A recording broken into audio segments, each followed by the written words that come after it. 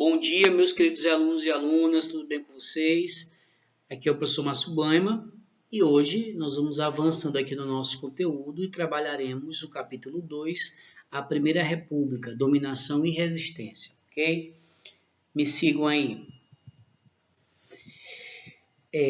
O nosso tema de hoje vai discutir primeiramente o conceito de oligarquia e entender por que nós chamamos esse período, né, da chamada Primeira República de República Oligárquica. Tá? Então é bom que a gente possa conceituar oligarquia, né, mas entender como o governo republicano, esse novo governo republicano, se tornou um governo dominado por oligarcas. Tá? Então, deixa eu pegar aqui a canetinha, aquela que vai nos ajudar sempre, né, para fazer as marcações.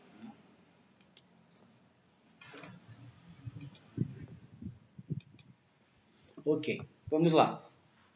Durante o Império, o governo central impunha seu poder às províncias, né? A gente lembra que depois que se proclamou a República, no lugar de província não tem mais a província, né? E sim Estado, ok? Nomeando quem iria governá-las. Com o estabelecimento da República, porém, a situação mudou. As famílias mais poderosas de cada estado, isto é, as oligarquias estaduais, passaram a ter um enorme poder político. Ou seja, mudou de monarquia para república, mas aqueles mesmos grupos políticos que tinham poder durante o império, durante a monarquia, continuaram a manter o seu poder nesse período que nós vamos chamar de período republicano. Né? Como a gente pode denominar esses grupos do ponto de vista do poder político? Né? São grupos oligárquicos. Tá? Agora vai variando, né? Tem oligarquia estadual, municipal, federal, enfim. O certo é que, depois da proclamação da República, essa estrutura de domínio, de comando, de poder nas mãos de poucos continuou. Tá certo? Vamos lá então. O que é uma oligarquia? Oligarquia, palavra de origem grega, que significa governo exercido por poucos, sejam indivíduos ou famílias poderosas. Né? Aí você pergunta, professor, mas numa democracia não é para ser o contrário? Não é para ter a participação da maioria? Mas infelizmente esses poderosos conseguem subverter as normas políticas, as regras políticas para se manter no poder e controlar esse poder em vários níveis da administração pública, né? Seja federal, seja estadual ou municipal, tá certo? Então, quando você percebe que há um grupo ali dominando durante muito tempo um cenário político, uma região, uma cidade ou um estado, nós tratamos como uma oligarquia, tá? Então aqui eu complementei com essa explicação aqui bem básica, mas que a gente vai precisar entender não só o conceito, mas o sentido. Né? Então, no contexto da Primeira República, que é o período que vai de 1889 até 1930, a oligarquia é sinônimo de poder político, controle, domínio das estruturas de governo. Mas por quem, professor? Por poucos indivíduos ou famílias poderosas, como a gente viu aqui. Ó, tá? São poucos indivíduos ou famílias poderosas. Certo? Então, como você vai ter a predominância desse tipo de prática, a gente vai chamar a Primeira República também de República Oligárquica. Certo? Como se estruturou essa dominação oligárquica na Primeira República? Nós vamos trabalhar aqui 3 elementos que configuram essa estruturação de domínio oligárquico. O primeiro deles é o coronelismo. Né?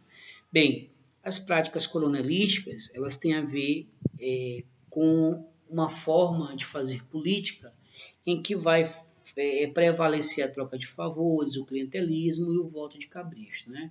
De onde vem essa expressão? Né? Ainda durante o Império, né, nós tínhamos a formação da chamada Guarda Nacional, a guarda composta ali pelos grandes proprietários, as pessoas mais importantes da época, né?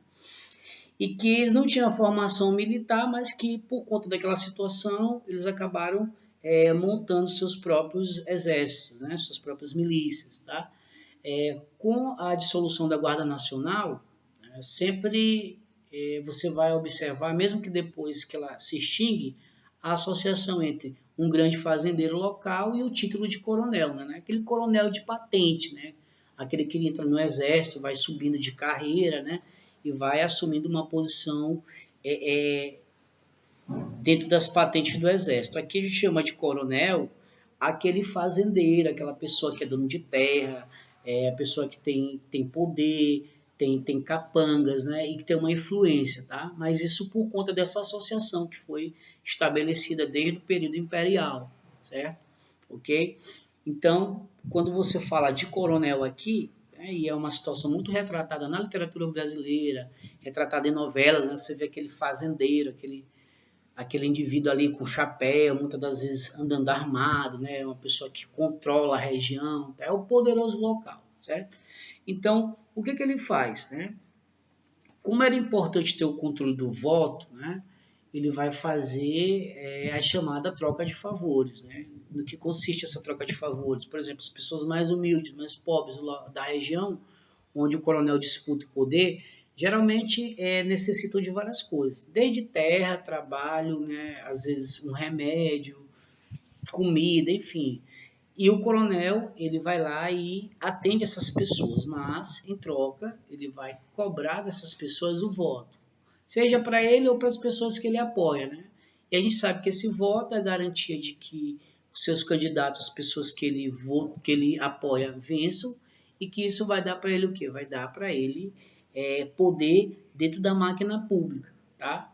Gerando relações de clientelismo, né, de favorecimento, tá? Que geralmente os aliados do coronel, né, vão estar também entrando nos cargos públicos por conta desse favorecimento e aí reforçando o poder dessa autoridade dentro do próprio Estado, né? E assim eles vão estabelecendo o quê? Critérios para continuar, não é nem critérios na verdade, mecanismos para continuar perpetuando essa estrutura de poder que consiste na troca de favor, nesse clientelismo, né, de você colocar pessoas aliadas e assim subvertendo a ordem, né, quando na verdade na República não deveria haver isso, né, deveria haver sim a imparcialidade, a lisura em todo o processo público, mas no Brasil o público ele acabou sendo dominado por pessoas que têm interesses privados, né, e essa prática mostra muito bem isso, tá? E uma prática também muito própria desse modelo aqui é o chamado voto de cabresto, né? Vocês lembram quando eu falei para vocês, quando estudamos a Constituição Republicana, sobre o voto aberto? Pois é, então essas mesmas pessoas agora, né, que recebem algum tipo de favorecimento, favor, né, do coronel, do chefão local, eles não podem nem votar em outra pessoa porque o coronel vai saber, tá? E aí esse voto acaba sendo um voto controlado, né, de cabresto, como você pode observar aqui na própria imagem, né? O cabresto é isso aqui, ó, tá? Essa cordinha de controle, né, que prende aí, né, o eleitor ao político, né? E esse político pode ser o próprio coronel ou aquele que ele apoia, né? Então essa charge da época satiriza essa relação, né? As próximas eleições de cabresto, ou seja, o voto controlado. Tá? E assim eles vão conseguindo garantir a manutenção desses grupos no poder. Essa charge está no nosso livro, né? E ela é bem interessante. Ela também faz uma crítica a que esse modelo eleitoral e esse processo que era muito marcado pela corrupção, pelo voto de cabresto, como a gente acabou de sinalizar no slide anterior, né? Aí diz assim: defunto, o cavalheiro que vai à cidade quer ter a gentileza de me fazer visar esse título de eleitor, né? Essa charge de 1918 ironiza, né, o processo eleitoral da Primeira República. O que vem a ser esse ironizar? Né? É fazer uma crítica, né? Tá? Uma crítica, né, na forma de ironia, que diz respeito a uma situação de corrupção e de fraude nas eleições. Né? Uma pessoa que já provavelmente teria falecido, né? E esse título ele vai aparecer nas eleições novamente. Né? Como assim, pessoal? Pessoas vão votar com títulos adulterados, né? De pessoas que inclusive já faleceram, né? Como sugere o artista na época, até os mortos votavam, né? O defunto pede para que o transeunte visasse seu título de eleitor sem dizer palavra. Este responde com uma expressão que mistura espanto e indignação, ou seja, como se ele não estivesse acreditando, mas que na época esse tipo de prática era comum, né? O que tornava esse processo um processo muito duvidoso, marcado por corrupção, né? E claro que essa corrupção é feita, né, organizada por aqueles que já estavam no poder para que outros não chegassem, principalmente lideranças populares. Tá? O próximo elemento é chamada política dos governadores. Usando as mesmas práticas, ou seja, as trocas de favores e corrupção eleitoral, né, as oligarquias estaduais ajudavam a eleger deputados e senadores favoráveis ao presidente da República. Ou seja, né, criar aquela situação onde o governante, né, o presidente, ele não vai ter oposição. Né? O presidente representa aí um poder maior, né? E claro, ele representa uma oligarquia de proporção bem mais elevada, e aí ele não vai querer ter oposição nos estados. O que ele faz? Ele combina com os governadores, né, que também são aliados, para que lá na base, isso seja, que chegue lá nos coronéis, né, a gente tenha a eleição de deputados e senadores favoráveis ao governo, né, inclusive para a gente definir qual seria o outro presidente, né, ou quem deve ficar no poder, ou seja, é mais fácil fazer isso quando você tem todos os membros das câmaras, né, aliados, né? Ah, professor, mas como é que consegue isso? Consegue por conta, né, da troca de favores e da corrupção eleitoral. Pena que isso não foi só um processo lá do passado, mas que ainda acontece hoje. A gente precisa aprender justamente para refletir e se contrapor a isso, tá? Se contrapor a essas práticas eleitorais que são desonestas, né? Se contrapor à compra de voto, né? Não aceitar esse predomínio de oligarquias, certo? Acho que na República o poder ele tem que ser para o povo, né? E tem que haver alternância, né? A gente não pode permitir que um grupo fique por 30, 40, 50 anos governando, porque aí a gente tem um governo só de um determinado grupo, sem que muitas das vezes haja alternância para que outras pessoas com outras ideias cheguem ao poder. Este, por sua vez, retribuía o favor liberando verbas. Quais verbas? Professor, as verbas federais, né?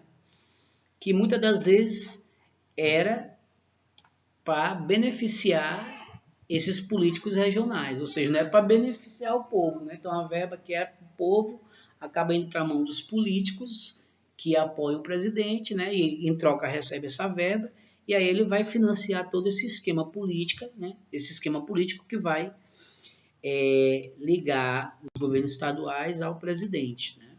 Ok? Então essa é a chamada política dos governadores. E isso foi também marcante e ajudou a fazer todo esse esquema oligárquico que a gente está observando. Tá? Ah, sim, esqueci de ler bem aqui, né? Esse esquema político que ligava os governos estaduais ao presidente da República foi concebido pelo presidente Campos Salles, né? E recebeu o nome de política dos governadores. Ou seja, mais uma estratégia oligárquica para manter o poder na mão de poucas pessoas. E o último é a chamada política do café com leite. Bem, é comum a gente trabalhar isso na Primeira República, né, nós professores, de uma ideia que nós já temos, né, que nós aprendemos, estudamos também, que diz respeito à preponderância política de São Paulo, certo? Vou botar aqui SP, que é o maior produtor de café, e Minas, certo? O maior produtor de leite. Então, durante a Primeira República, a alternância de presidentes, em sua grande maioria, aconteceu nesses dois estados, São Paulo e Minas. Né? São Paulo, maior produtor de café, Minas, maior produtor de leite. Como é que era o nome dessa política? Política do café com leite. Ah, professor, era possível, né, que houvesse essa combinação para que o presidente fosse eleito e que fosse necessariamente São Paulo e Minas? Sim, né? Por esses esquemas que nós já percebemos, né? Dava para você controlar os resultados das eleições em grande parte, né? Quando saía um presidente, por exemplo, se era de São Paulo, ele já saía, já deixava indicado o próximo, que seria o presidente de Minas, um exemplo aqui, né? E aí toda a estrutura que a gente está observando, ela começava a funcionar. Então, se ele sair, antes de ele sair, ele dizia, olha, o próximo presidente vai ser esse. Então, as oligarquias estaduais, as oligarquias locais, né, dentro dessas combinações que nós já observamos, iam trabalhar para que esse presidente fosse eleito, certo? Mas aí existe um acréscimo nesse pensamento, para dizer que não era só a preponderância de São Paulo e Minas, apesar disso ser reconhecido historicamente, né? Porque esse eixo centro-sul, ele sempre teve um importante poder político nacional durante a República, né? Então o eixo centro-sul, ali São Paulo, Minas, né? Mas isso também se estende a Rio Grande do Sul, Rio de Janeiro, né? E outras regiões que também buscavam essa hegemonia, né? E tentavam, de certa forma, tá ali, né, nesse jogo político, nesse jogo de poder, tá? Durante muito tempo, se acreditou que a aliança entre São Paulo, aí é o café, e Minas, grande produtor de leite, né, nos estados mais ricos e mais populosos da época, teria permitido às oligarquias desses dois estados o controle exclusivo do poder na Primeira República. Né? Essa é a ideia mais comum, né? Esse controle exclusivo. Porém, estudos recentes vão mostrar que a coisa não foi bem assim. Então, nós já vamos avançar um pouquinho nessa discussão, que inclusive é proposta pelo nosso livro, né? Usando aqui a Cláudia Viscardi, né? Para explicar um pouquinho além dessa ideia de só São Paulo e Minas. Acompanhe aí comigo. Análises recentes das sucessões presidenciais na Primeira República mostram que a famosa aliança entre Minas Gerais e São Paulo, chamada de política do café com leite, não controlou de forma exclusiva o regime republicano. Ou seja, tinha um controle? Tinha, mas não era um controle exclusivo. Havia outros estados, pelo menos com acentuada importância nesse cenário. Quais são?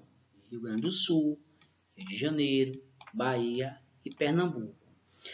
Os seis, para garantir a sua hegemonia, possuíam uma forte economia ou uma elite política, bem representada no parlamento, e juntos ou separados participavam ativamente de todas as sucessões presidenciais ocorridas nesse período. Ou seja, ao invés de a gente pensar só num controle exclusivo de São Paulo e Minas, a gente vai perceber que também existiam outros estados dentro dessa disputa, né? Rio Grande do Sul, Rio de Janeiro, Bahia e Pernambuco, e ali, né, com uma influência para definir esses resultados eleitorais e a manutenção dessa estrutura oligárquica. Tá? Então, foi muito bom a gente pensar para além do que a gente já estuda normalmente, né? Ver a política do café com leite só como São Paulo e Minas, mas se a gente for aprofundar um pouquinho, vai perceber que é um pouco mais além. Ok? Agora nós vamos para a nossa atividade, né? Observe esse esquema aí, gente, tá? Observe o esquema abaixo. O presidente, as oligarquias, prefeito, o coronel, né? E aqui você vai observar, ó, a população, né? Voto de cabresto. Eu vou só dar um reforço nesse conceito aqui, ó. Curral eleitoral. O que é o curral eleitoral, professor? É basicamente aquele espaço, aquela região onde determinados políticos têm o controle do voto, tá? E para dizer de forma mais clara, onde aquele político sabe que ali as pessoas vão votar nele, entendeu? E por conta dessa associação, cabresto, né? E até muitas das vezes uma associação para ridicularizar o eleitorado, né? Principalmente as pessoas mais humildes, mais pobres, que infelizmente estavam sujeitos a essa exploração e, portanto, muitas das vezes eram obrigados a votar mesmo, né? Se diz curral, né? Ou seja, o eleitor está preso. Ou ele está no cabresto, ou ele está no curral, tá? Então, observem bem, né? Todo o esquema aqui. Esse quadro ele é uma síntese, né, da nossa aula. Eu não vou falar muito porque vai exigir de vocês que vocês falem e que vocês desenvolvam, certo? Então, observem bem, tá? Aí agora vem a pergunta. Com base no esquema acima, explique o funcionamento da estrutura oligárquica durante a Primeira República. Ou seja, você vai olhar esse esquema aqui, ó, certo? e com base nele, tá? Você vai explicar, certo? O funcionamento da Primeira República. Vai explicar onde? Lá no nosso canal, ok? Aqui as nossas referências. Aguardo vocês. Vamos comentar e vamos debater. Até a próxima. Tchau, tchau.